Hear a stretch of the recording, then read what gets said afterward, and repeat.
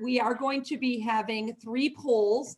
Cindy, I'm just going to let you, put them in where you see fit, but we're going to have 3 polls. So if you could participate in that, that would be amazing. I appreciate it greatly. I want to welcome everybody to Health Day, right?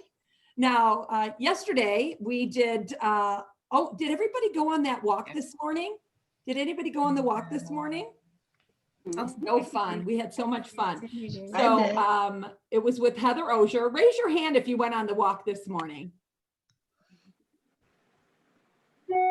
I'm just curious. Well, let's go forward here. So, well, with Health Day, we're going to be switching gears in a minute, but let's talk about yesterday. We learned how to make money. But what's good about money if you don't have your health, right? So the goal here is to make money, to enjoy a life and good health. Of a life well lived. Yesterday was a great day and all of the sessions were amazing. So let me just highlight a couple. We had our Leadership Institute team they did an excellent job with their presentation, and we've got another one happening today. So make sure you tune in on that. But Chase, our strategic partner, they gave an outstanding session that was inspiring for those who stayed around in the networking hour. We had some real conversations. If you were there, it was a treat. So we talked about real challenges. We talked about problems. There were even topics covered that we would even consider a little bit taboo, like spirituality and the isolation that we've been feeling with COVID. I got to tell you guys, I love that Women's Council is a forum where we can discuss anything. And for those of you who lead our networks, another thing that was that came to light was from Barb Clemens. And she's from California. She said that at their local network, they are doing events called pop-ins and plug-ins. I think that's what they call it, pop-in and plug-in. It's like one thing. Members get together and they chat, they hang out, they socialize, they spend time together. And it's been a lifeline for people who are stuck at home. It's been difficult. And it would be great, wouldn't it be great if our networks from across the country did something like that? They did pop in and plug-ins, and then of course connected.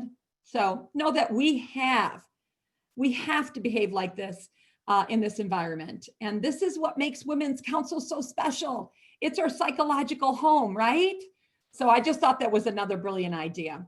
And we sort of mentioned it already. Another real treat for those of you who were able to stick around was the vision boarding session that was held last evening. This was a great time and a good chance to create a roadmap for ourselves, right?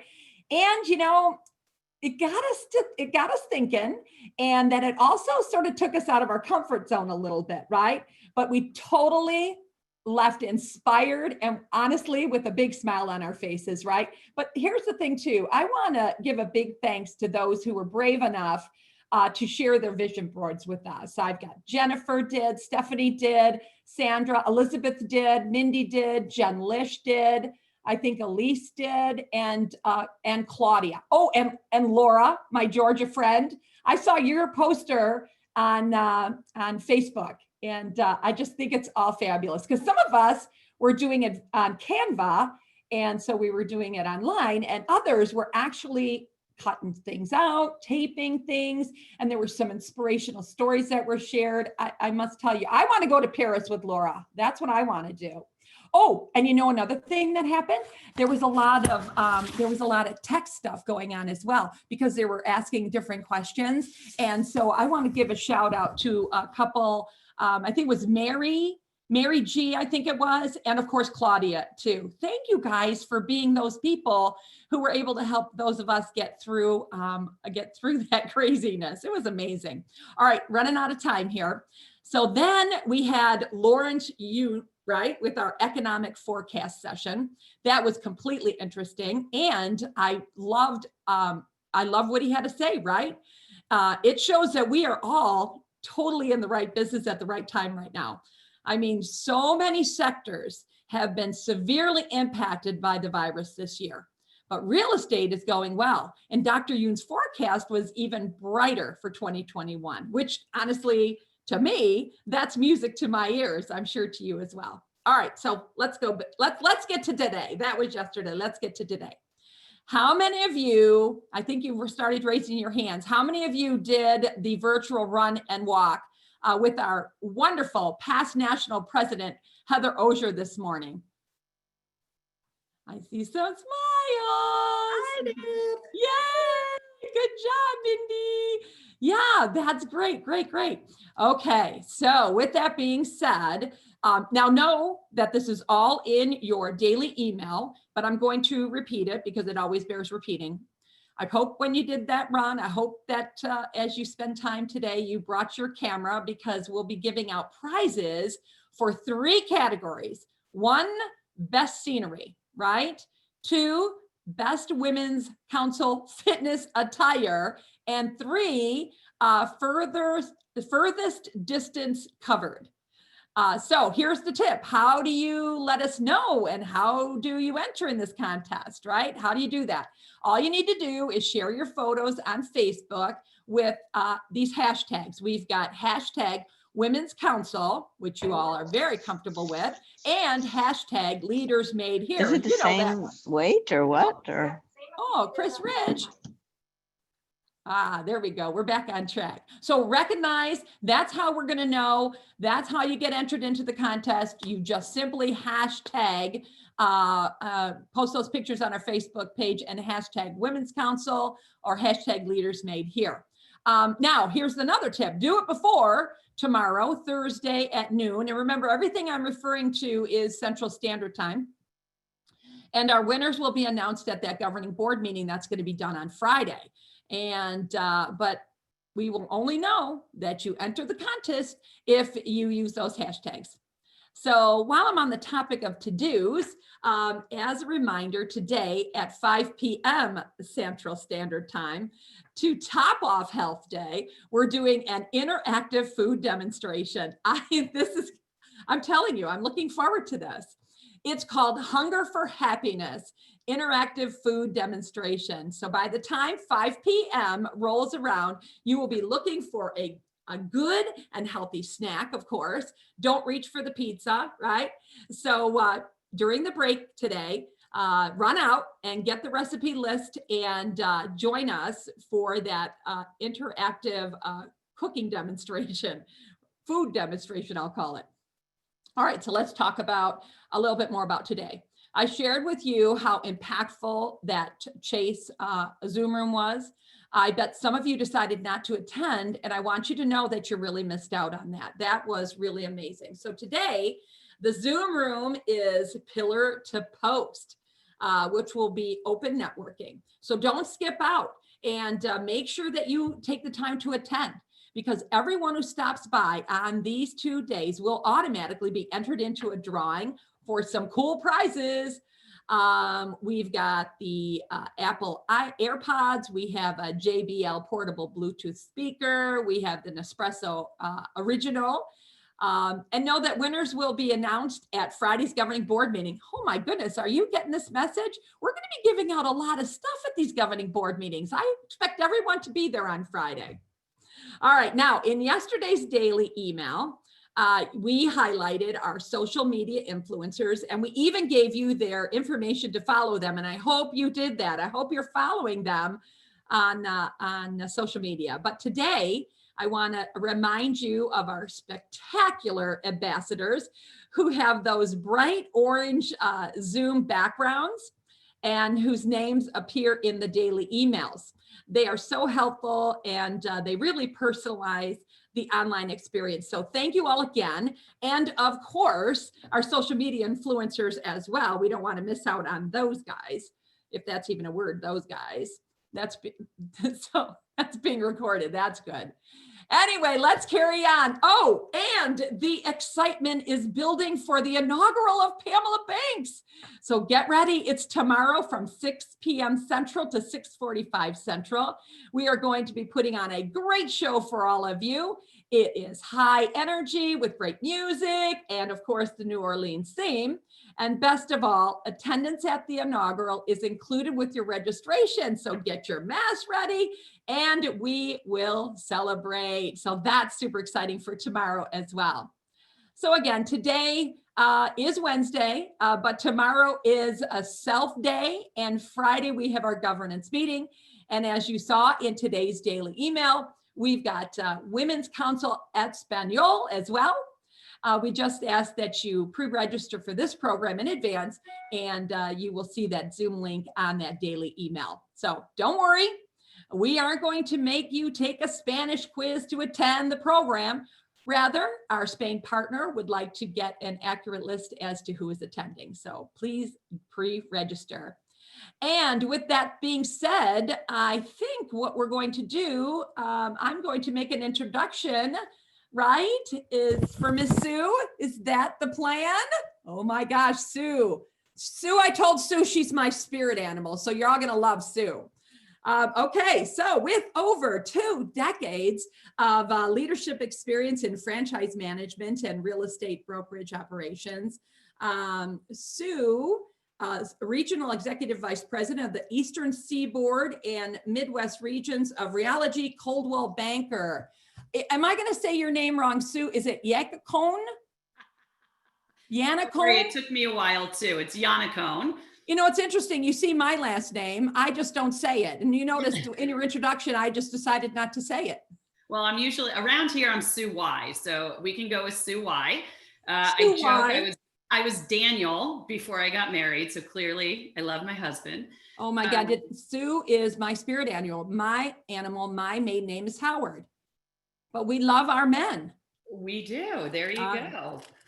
Thank you, Sue. So happy to be here. Thank you so much, Brenda Lee. I love the energy in this group. I don't love highlighting my face, but okay, we'll go from there. I'm going to put up slides quickly so I don't have to stare at myself so much. But look, I love being able to talk to this group and really share with this group. So I'm going to go through, I have some slides. I'm going to talk a little bit about what I've been doing, what I've been seeing, how I've been sort of charging forward during this time. But I definitely, if anyone knows me, I love dialogue and interaction. So please post questions, interrupt me, raise your hands. I'll leave time for dialogue, anything you want to talk about at the end or throughout this. So super excited to be here. And I'm just going to dive right in. Let's see. Is this sharing? Are we sharing? View slide. Play for, see, you would think after all this time I'd be better at sharing things on Zoom because it's where I've sat for 7 or 8 months now. But anyway, so let's go ahead and get started. So how many of us, and I can't see everybody raise your hands, but if we were all in a room, I would ask you to raise your hands and tell me, just show of hands, how many people are feeling completely or have been feeling unbalanced, overworked, overwhelmed, right? Just really trying to figure out how to manage it all during this time. And perhaps at some point felt, well, this is okay because this too shall pass. This is going to be like a moment in time. We're going to have like a couple weeks of this. I know in the beginning we had like crisis mode for, 6 weeks and we'll be back to normal. Well, the reality is it is extended longer than we all anticipated. There is complete disruption that has occurred this year that none of us could have anticipated. None of us could have predicted COVID or complete lockdowns or shutdowns, working from home, closing offices, homeschooling. I've got my daughter out here now, and I think that while none of that could have been expected, what we can learn to expect is the unexpected, right? So feeling unbalanced to me has become a way of life. And what I figured out was that I need to stop trying to be balanced because there is, in my opinion, it's never going to happen, right? We're always going to have to give a little bit in one area, a little less in another. We're often going to feel a little bit frazzled. So what's important is to figure out how to work within that environment, how to drive success during unexpected times, during chaos. And I think there's some real fundamentals that come into play no matter what the situation is, that we can lean on, experiences we can continue to pull from in order to drive success, both in our work, but also in our personal lives. And I know today is focused on, the health side of things and our self-care. And in order to be successful, we have to put those things first. So you have to figure out how to frame your activities, your mindset, and your focus to succeed during uncertain times and during times of no balance and during chaos. And I think so many of us on this call within Women's Council, we tend to be the default parent, right? We tend to be, it's not just work that we have, and it's not just our volunteer efforts or our colleagues, but we also often are the default parent. We are taking care of our parents. We are, often putting so many others first. And that causes some of this imbalance. For myself, when COVID hit and I had to stay home, my entire world changed. And not just because I'm sitting in a new chair, but I was home. I hadn't been home, really genuinely home, in 10 years. I had spent the better part of 10 or 11 years, spoiler alert, I've been married 11. So my daughter's 9. So the entirety of my marriage and my being a mom, I was on the road every week, every other week. So all of a sudden, this entire new world was, sort of pushed upon me. I had to figure out how to be a full-time wife and a full-time employee and a full-time mom, and being a daughter more often than I was before, because now I'm going to the grocery store for my parents and my in-laws because they couldn't go. I mean, talk about no balance. So what I had to do was really lean on my prior experiences, and I had to figure out how to focus, right? I had to step back for a moment and really say, what's important? What matters today? What's going to matter tomorrow? And what no longer matters? Case in point, my hair. Haven't gotten my hair cut since February, haven't gotten my nails done, haven't gotten my hair colored.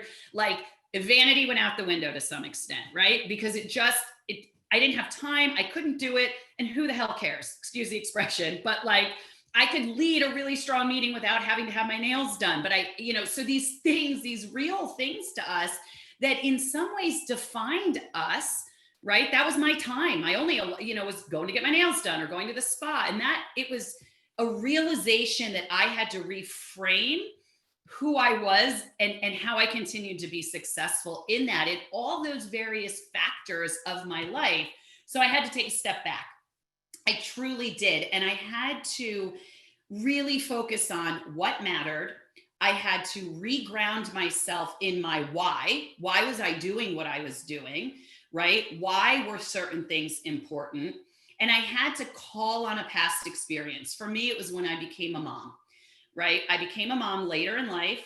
I had been super career driven, super focused. I had not had to listen to others. I got married later in life, right? And so I had to refocus and go back through my mind on, how did I do this? How did I drown out what didn't matter? How did I call into focus what did matter? And then within that, how do I prioritize to succeed? Because it really was learning how to do things in a different way. And so COVID really reminded me of that. And I took a step back, and in order to succeed and drive the success of my colleagues, my teammates, my agents, I had to frame out my focus. And what I did for me was define 3 key drivers that I would put everything up against when I was making a decision or when I was deciding how to focus, how to prioritize my time. And I framed it up in 3 very simple areas. Put the health and safety of my employees, agents, customers first. So make decisions putting health and safety first. Then I had to assume good intent. Look, there was no playbook for anything that was going on during this time, right? And I had to assume good intent. I had to encourage my team members to assume we were making decisions with good intent, not necessarily all the facts. And I think that's a key learning that's important for us as women to take forward, not just during a pandemic, but during everything we do, right? We don't always have all the facts. We don't always have all the answers. I've been on a million of these conversations where you've talked about making decisions and taking risks without necessarily checking all the boxes, right? Going for that next job or that next opportunity, even if our resume may not say that we in fact check all the boxes, it's the same thing here, right? Assuming good intent. I had to make a lot of decisions. You all had to make a lot of decisions without the answers. There's no business school class. There's nothing we could have done. Assume good intent. I think it goes a long way in life, right? If you just don't take everything from a negative place, but rather assume people are putting best interests forward. And the third one for me, and this is really important as women, that we, as any leader, that we protect our business. And I think that can be very difficult for us to frame out. I was asked during an interview during this time what one of my biggest challenges was in business. And I said, right now, it's continuing to put the business first. It's protecting the business, which means leading with empathy, not always sympathy. And it means, to me, ensuring that I refocus my team on the goals at hand, right? As a leader, not allowing people to get too distracted with the noise and everything else. I found that it actually helped my team to refocus on their goals from the beginning of the year, right? Protect your business. As agents, those activities that we are doing today set up our future success without question. And so it was important to continue to encourage people to go to work, to step up and ensure that they are, while the path to the end game may have changed, because we're no longer doing open houses, we're doing Facebook Live tours, we're no longer doing, recruiting if we're a broker or a manager in Starbucks, but we can do it via Zoom. So you change your tactics to protect your business, but you don't change your goal. And that was really important for me to frame up and also allow my team to know that that's how I was focusing on the business and how I was sort of focusing myself mentally, right? Those things that no longer mattered. And I had to do that, at least for me, because a lack of control for me causes undeniable stress and anxiety. It is unending. I cannot sleep. I'm super cranky. I can't get anything accomplished. Part of it's because I'd consider myself a little bit of a control freak. Part of it is because I think it's just the way in which you keep moving forward. So in order to do that, I had to create a path and a plan. Create the strategy. Don't wing it. While there may not be a playbook for things, it's super important that we constantly keep a strategy, that we have a focus, a plan, a process through which we are going to work to go from A to B to C. For me, it works as a touchstone almost. It's something I can come back to and something I can revisit to reground and refocus and not get lost in all of the noise of what's going on around me that truly has no impact on my success. How often is it, how easy is it to get distracted by everything else that's going on in the world? I mean, my God, today of all days, right? Last night of all nights, and that's going to continue. There's a book that I follow, that I read from a business perspective, and I'll just share it with all of you. I'm not a paid endorser, but it's called The 4 Disciplines of Execution. And it is a framework of how to execute and drive your success within what they term the whirlwind, right? So the whirlwind's never going to stop. That's your day job. That's life. That's everything outside. That's running to, practice. That's picking up mom's groceries. That's cooking dinner. That's, the listing appointment that came up out of nowhere. That's the, inspection that went bad. That's the closing that fell apart. All of those things are never going to stop, no matter it COVID time or anything else. That's the whirlwind. you have to figure out how to succeed within that, which means putting down goals, putting down a plan, defining a strategy, and holding yourself accountable, continuously going back to that. As part of your health and your well-being, you have to include in that boundaries. No time in my life, in my career, have I found setting boundaries more important than during this time right now. And I'll tell you why. It wasn't when I had a newborn at home, and it wasn't when, because that was sort of that was expected, right? Like, oh, she's going to be, doing whatever, right? Daycare, feeding, day off, maternity leave.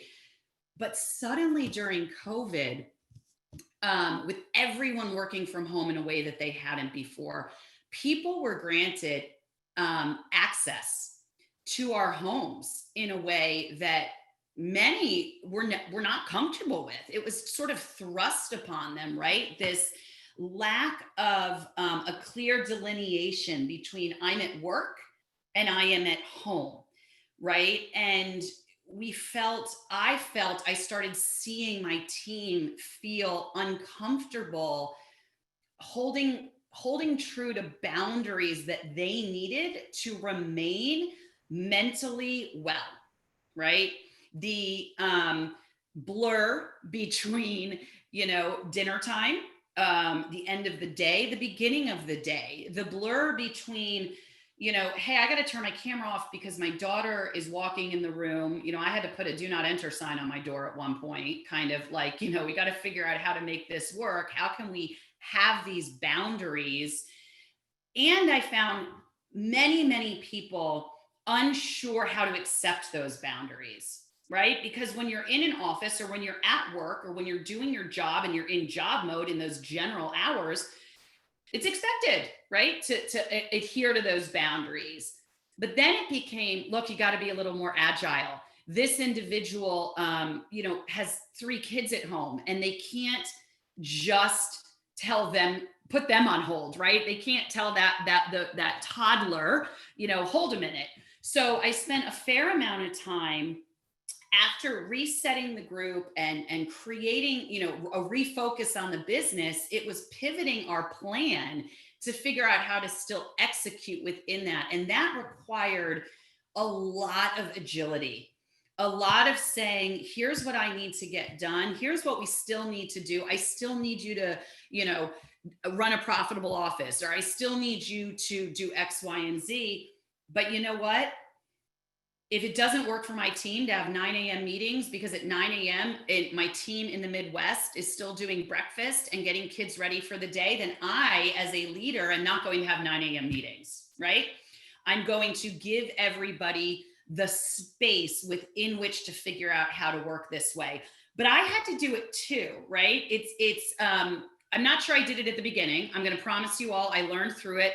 The first couple of weeks, we had 8 a.m. meetings every single day. I was on phones from 6 a.m. till midnight sometimes. I was trying to figure out how to close offices in accordance with every different state guideline across the entire country, yet keep business moving forward, talking to agents it was chaos.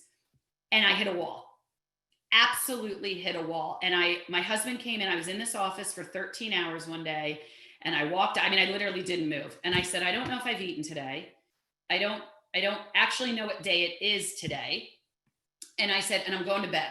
And he looked at me, he's like, Sue, it's like 7:30. And I said, there's nothing left. There's absolutely nothing left in me. I turned off my phone.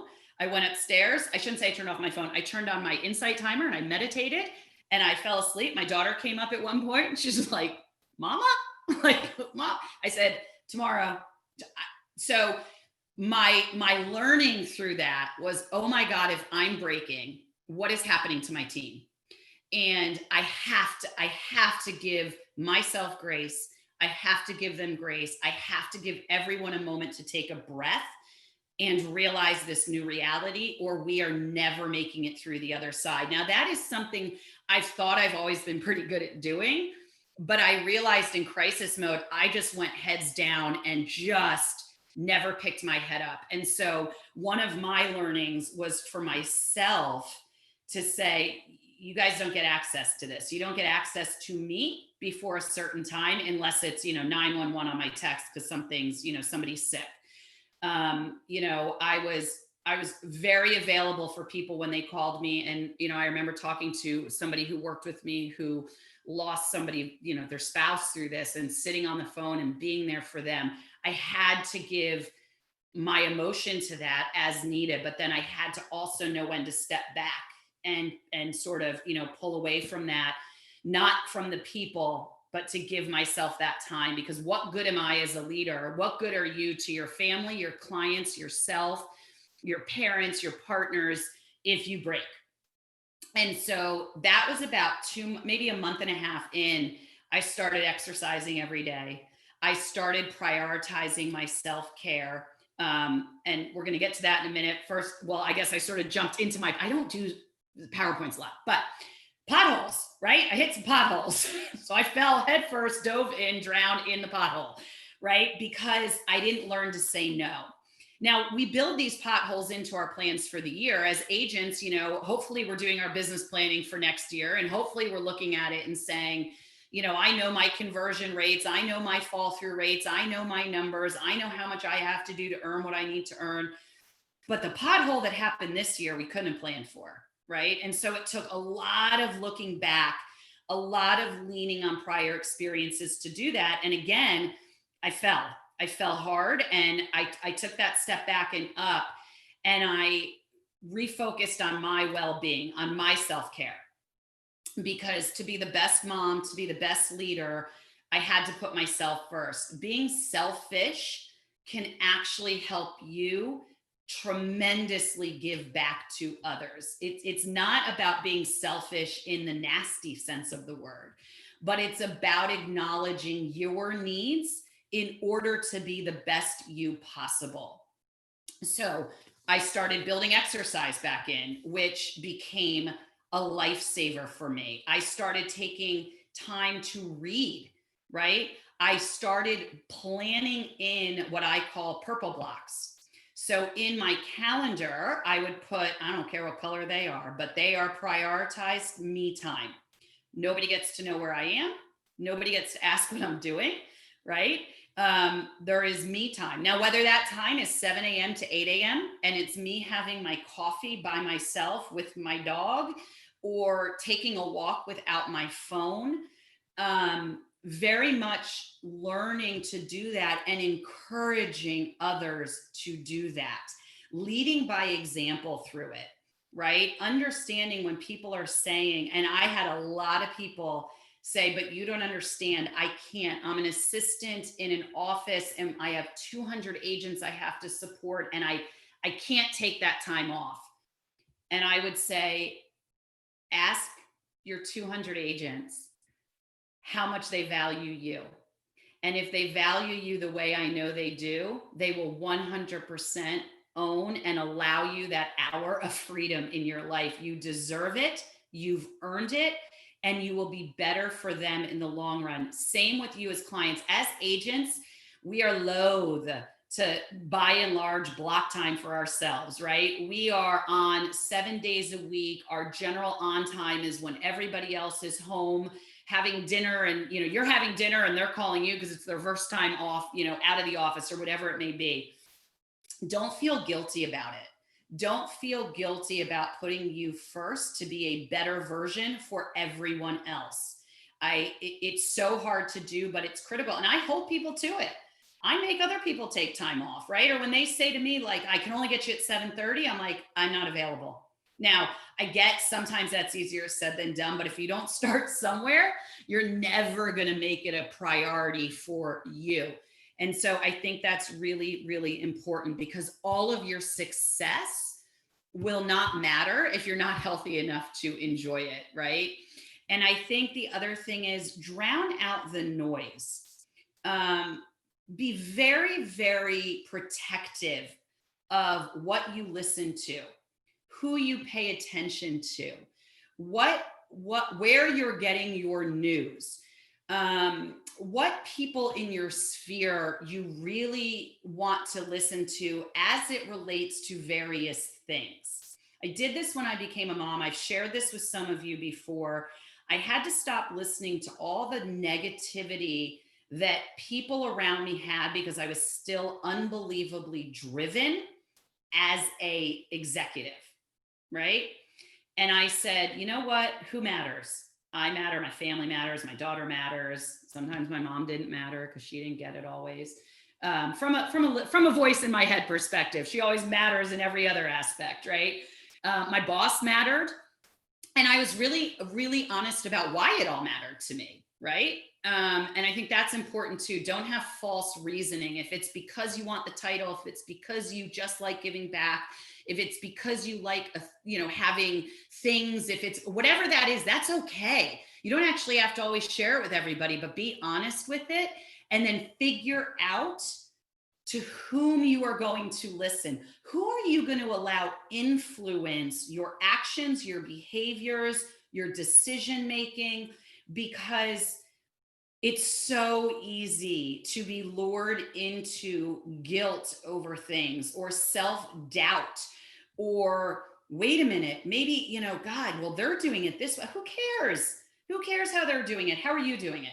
How are you feeling? How's the group around you feeling? And are you executing on your goals? Remember, we talked about this. This is not about doing all of this just for some altruistic rationale or reason or a feel good.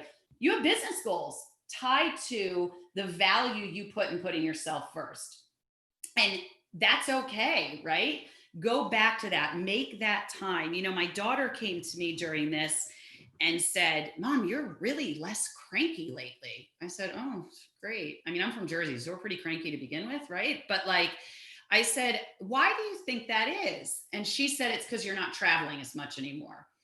I don't know that it's that I wasn't traveling as much anymore. What I didn't have was the added chaos that had eked its way into my life because I had stopped planning exceptionally well for things. I had just been, this was before COVID, running on a treadmill, right? And this feeling that if I remember saying it to somebody, if I slow down or if I slip my foot, right, I'm flying off this thing and it's all going to, in a handbasket, because I had just started the momentum of my life.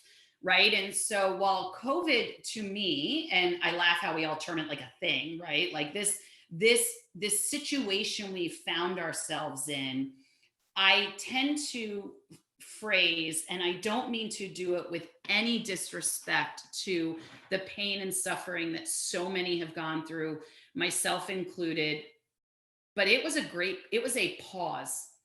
It is like somebody hit the pause button on the world that we were running through, and a forced moment of looking at how we were doing things. And while it took me a little while within that time frame to do this, it allowed me to be a little bit more realistic in celebrating my successes, in acknowledging those wins, those smaller wins, not just the big win, the promotion or hitting the sales goal or doing, something, I don't know, whatever it was, right? It allowed me to reframe and refocus. And I do think it's critical, by the way, for every single one of you to start your day and end your day with a win. It's something that I started doing. I know a lot of women and men. I know a lot of people, that we meditate, we have our intentions that we start our day with, we have all of these things. For me, I frame it in starting with a win and ending with a win. And it may be as small as, I ran a little bit faster today on the treadmill, to as huge as, man, that person that I really thought would be amazing at my company chose to join, and I'm so excited to build their future with them. Whatever that win may be, right? Sometimes it's just, man, I got through the day, right? Like, God, and I'm smiling, and whatever it is, reframing your day that way will have a tremendous impact on your success and your outlook the next day, right? If you go to bed with the positivity and you wake up with it. And I never used to believe in all that stuff. That has come maybe with age, right? I don't know what it is, but I think it's really important and critical to continued success and self-care, right? Celebrate your wins. Do it publicly if you want. Don't do it publicly, but man, pat yourself on the back, because we're not always going to have somebody to do it for us. And if you're not celebrating you and those things that you do, don't sit around waiting for other people to do it, ladies and gentlemen. Do it for yourself. People will do it, but celebrate your win. And I think, don't forget that, when I look at this, I do see a light at the end of the tunnel, right? As I said, I think this crisis has afforded us the opportunity to sort of reset, to reground, and refocus a little bit.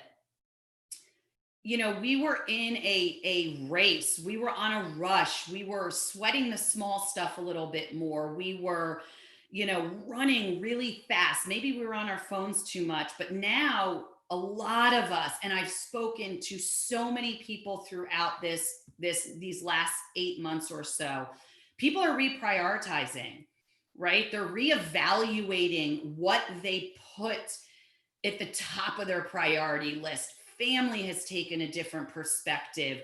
Our goals may have shifted. That's awesome. That's awesome. We should do that. We should do that consistently. Take stock, reevaluate, right? And refocus on what matters. I pray we carry that all forward with us. I think we're regaining an appreciation for the things that matter most, right? I think that goes along with that. We've been taking extra time. We did it in the beginning. I encourage you all to continue doing this. We all know somebody who lives alone.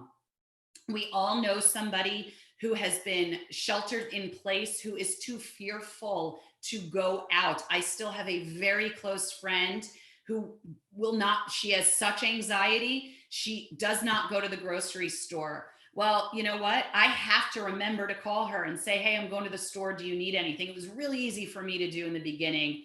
I'm doing it now. And I get a lot of, it's a feel good for me as well, but it's really valuable. So it's reminding me, maybe I took that friendship for granted before. I don't know, but a lot of things were taken for granted. I took for granted having dinner at home. God, I love it now, right? It's like, oh my God, quiet time at dinner. Our society is resilient, even if we're still learning resilience. Some individual, as a society, we are, even if some of us are still learning how to be. And I think that's important.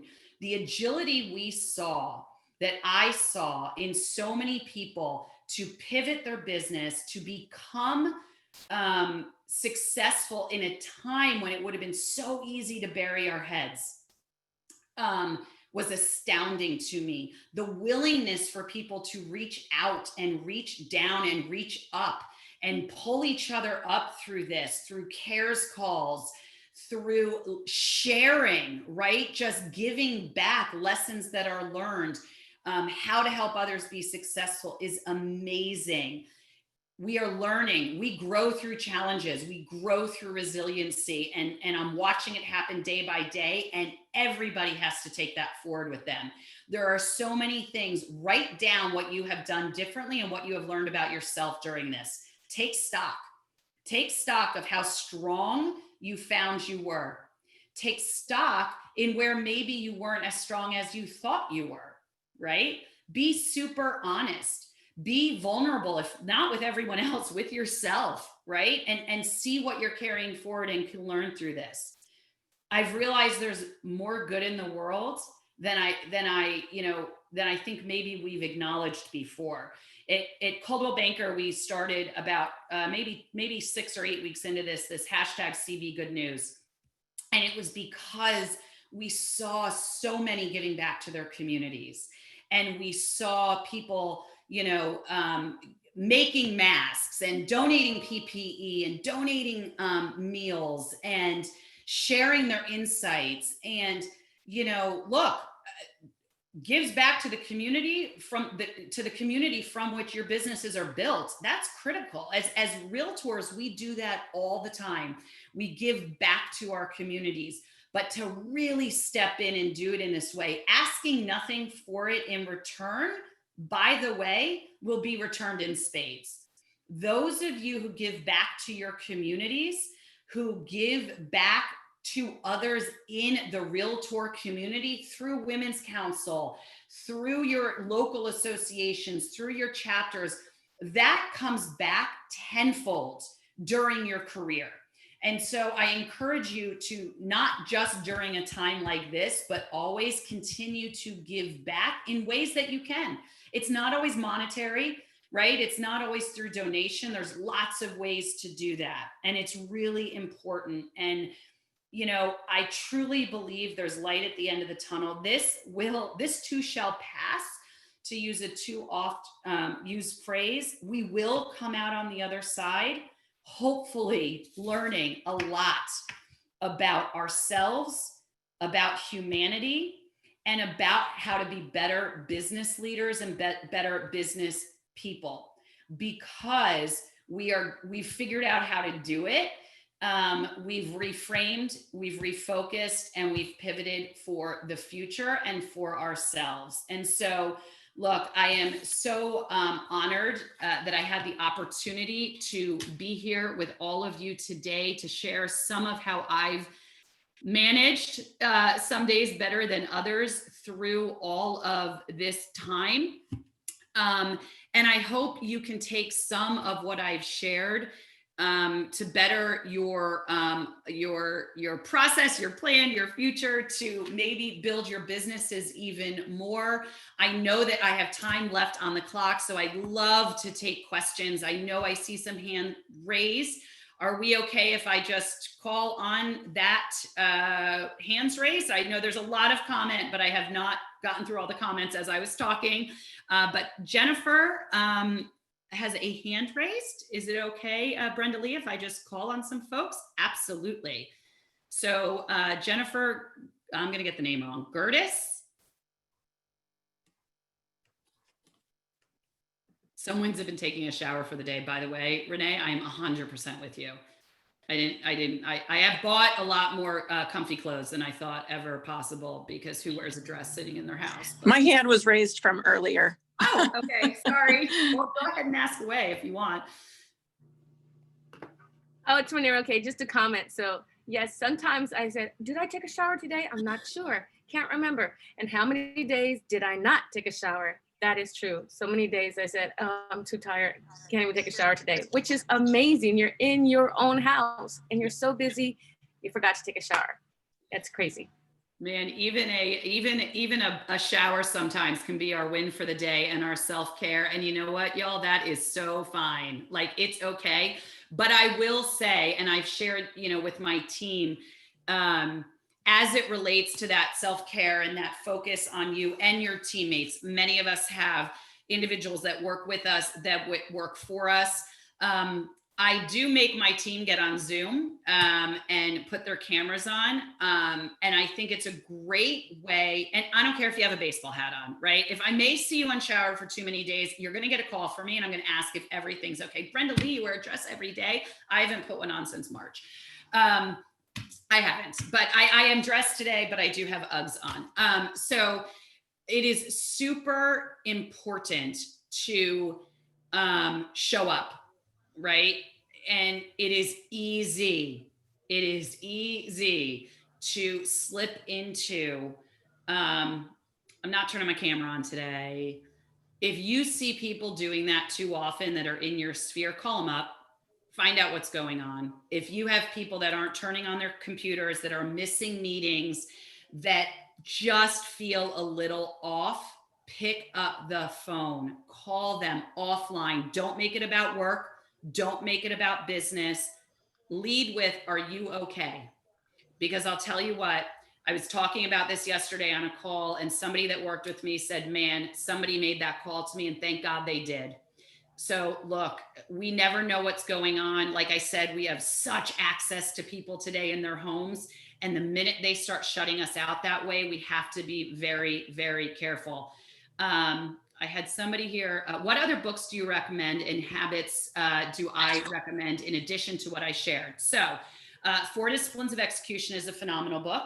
There is another great book called The 12-Week Year, which is a great, the 12-week year. It is a great practice on setting goals and expectations in bite-sized chunks. So 12 weeks. Some of us don't work as well in, the full year-long thing. What do I need to do this quarter? What do I need to do this quarter? It gives us those wins often, more frequently, that keep going. There's another one I have over here by Ron Williams called Learning to Lead. And it's a fantastic book that's all about becoming a leader. First, I'm going to grab it. Hold on. Okay, sorry. Little intermission.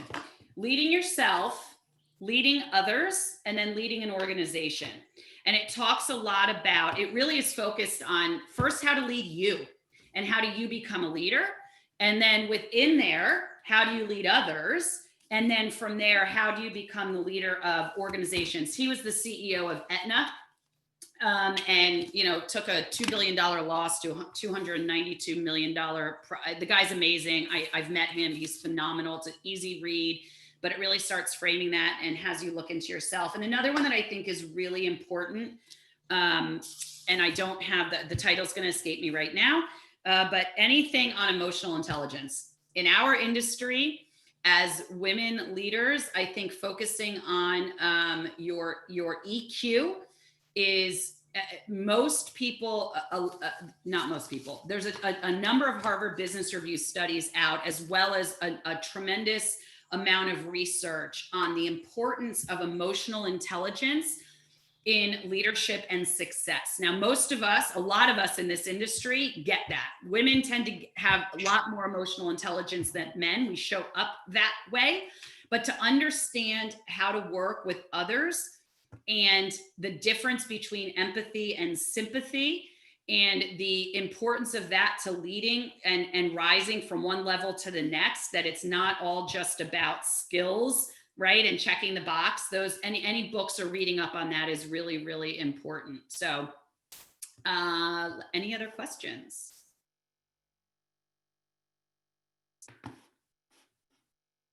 Seven EQ class. Sue, Yes. I have a question. Yep.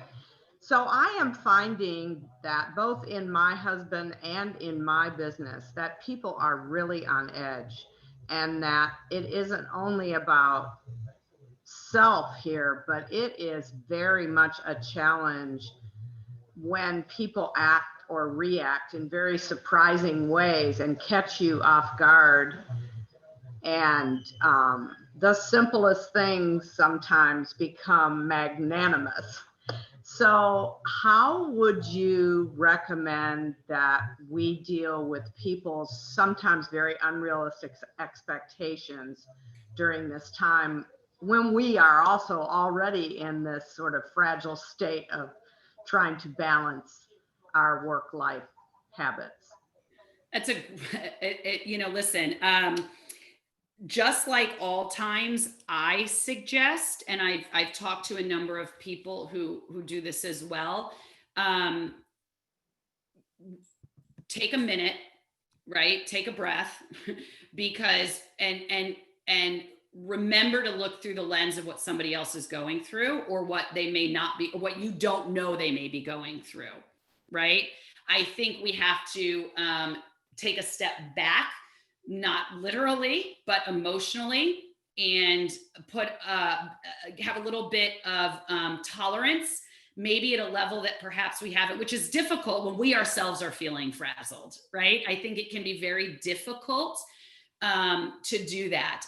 It's important, though. I find that building in the mental health time for me allows me to react, to not react. I think you have to give yourself time to react. Don't react in the moment, if possible, right? If it's possible to take a step back from a situation and circle back with somebody, I think is really important. and being open to just listening.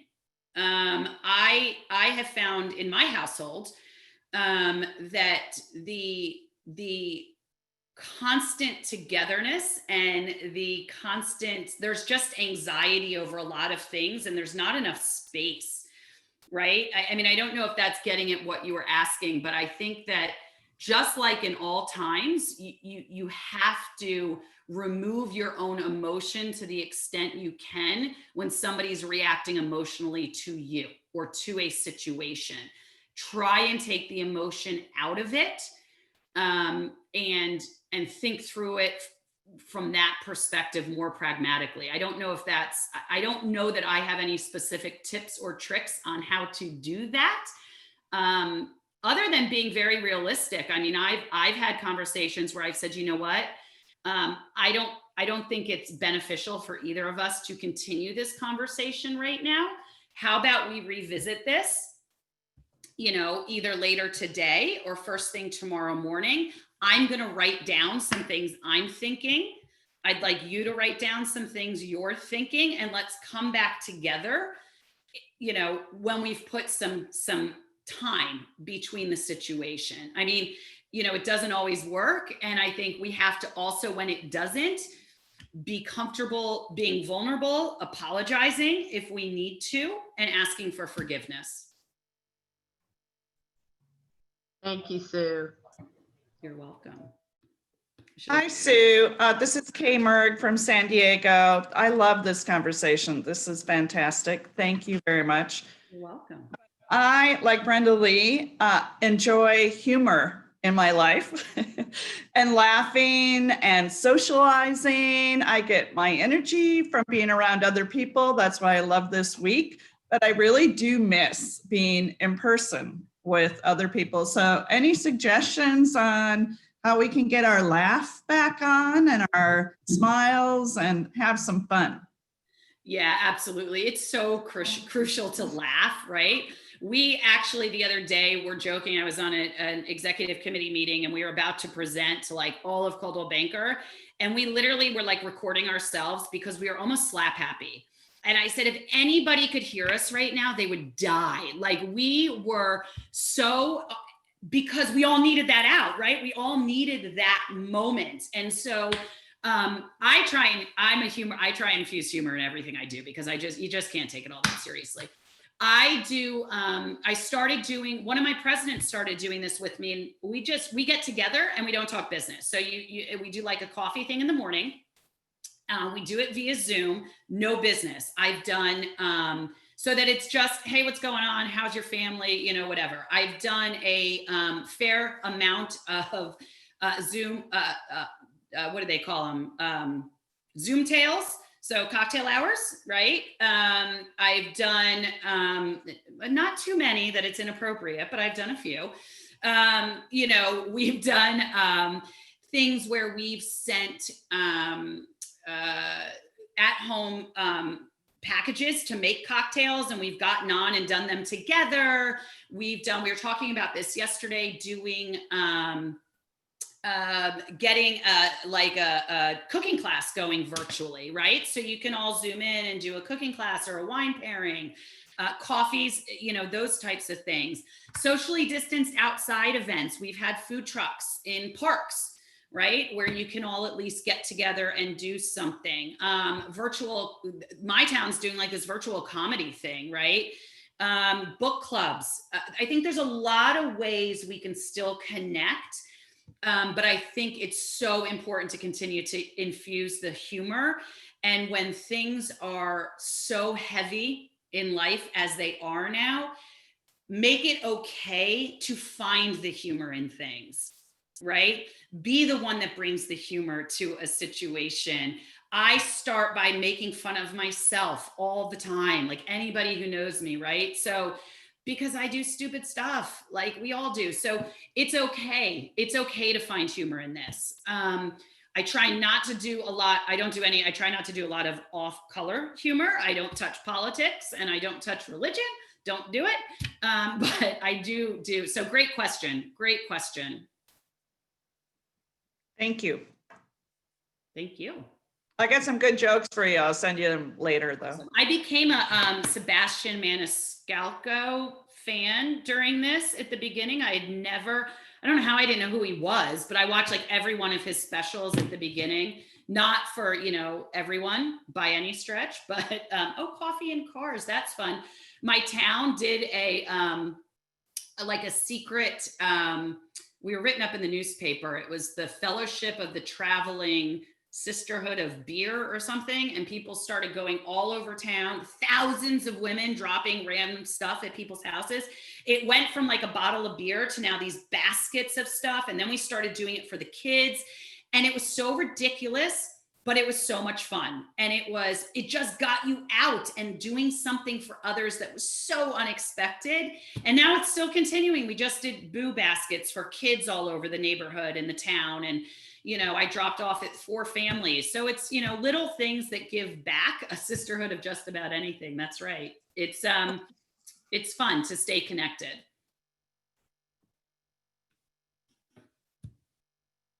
Any other questions?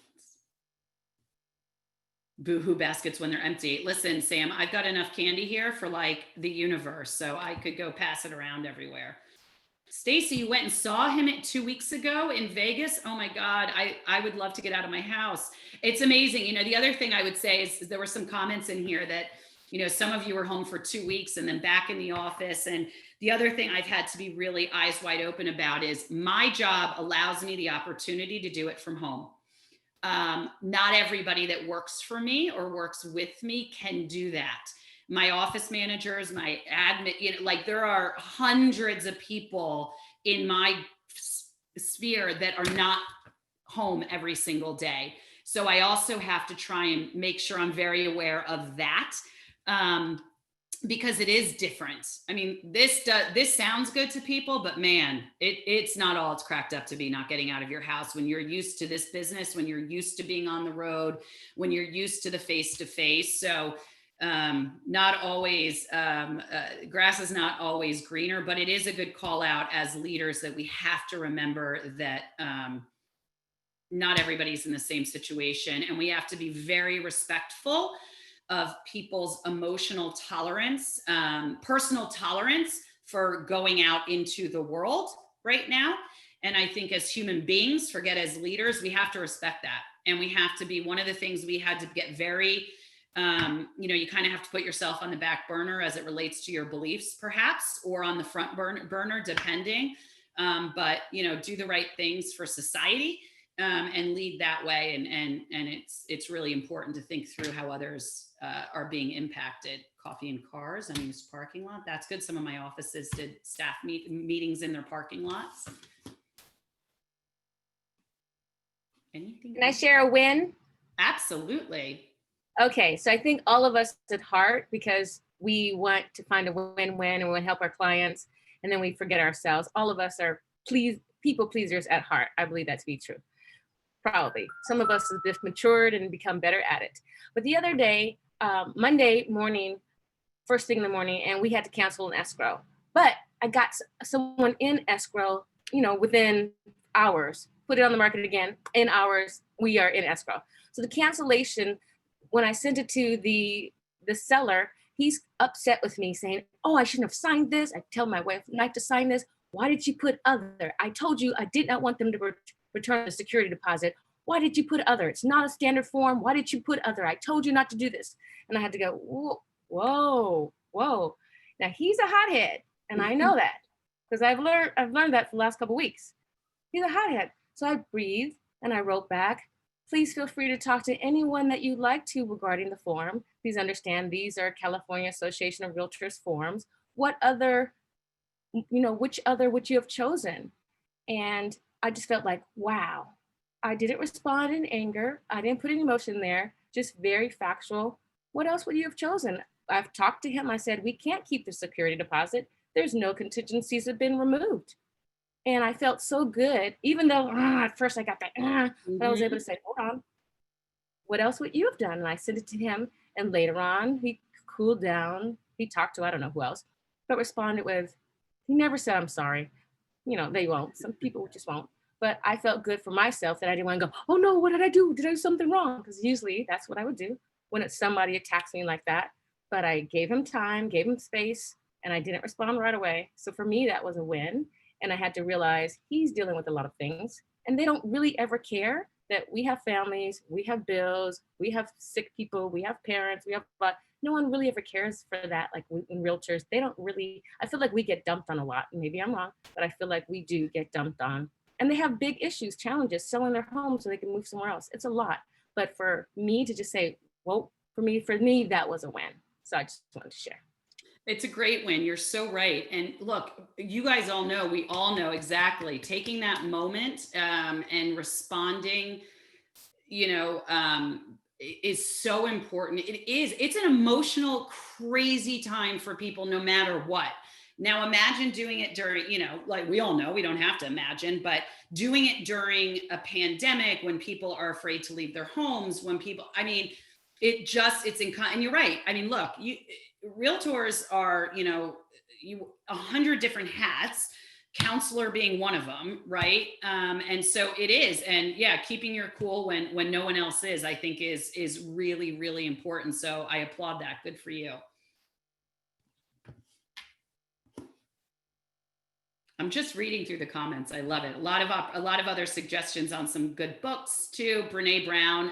Somebody recommended her to me recently, and I just started. There was one TED Talk I watched, so now I'm going to have to read. I haven't read any of her stuff yet, but I've heard she's phenomenal. So that's great. Well, if there's no more questions, I do think we're right up on our time too.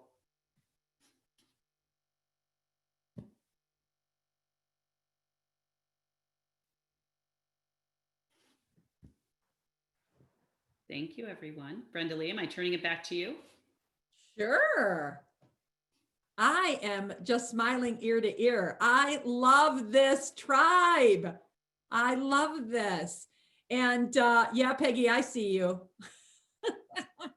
And so what we're going to do now, thank you so much, Sue. You have inspired us. You have enlightened us. You have given us the opportunity to recognize that it's time to repurpose, reignite, re-engage, reground. I loved all that. And that is our intention for 2021. So thank you, Sue. Thank you. Thanks for having me, everyone. I appreciate it. Thank you. Great job. So what we're going to do next is we've got another event coming up. So go to your email, click on the link for our next one, and I'll see you in the Zoom rooms.